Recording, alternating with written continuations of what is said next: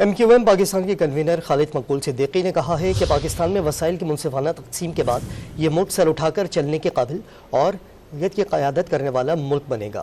یہ بھی کہا کہ فائنانس بل کو NFC کے ساتھ مشروط کیا جائے اور ایک ہی فارمولا سب پر لاگو کیا جائے۔ غور سے ہم دیکھیں تو معاملہ پاکستان میں اس وقت مالی بحران کا نہیں ہے، اصل بحران نیتوں کا ہے۔ پاکستان جس طرح کی قوم ہے اور اللہ تعالیٰ نے جو اس کو وسائل دیے ہیں، وسائل کی تقسیم کے بعد پاکستان ایک ایسا ملک بنے گا جو اقوام عالم میں سر اٹھا کے چلنے کے قابل اور ملت اسلامی کی قیادت کرنے کے قابل ہوگا۔ ہمیں یہ اس بات کو ممکن بنانا چاہیے کہ فیڈرل کا جو ہے NFC جو ہے وہ PFC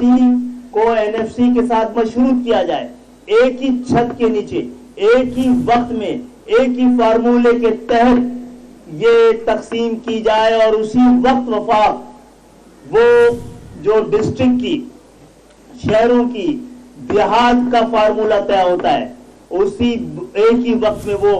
عام پاکستانیوں کی دہلیز تک پہنچنے کا انتظام کیا جائے۔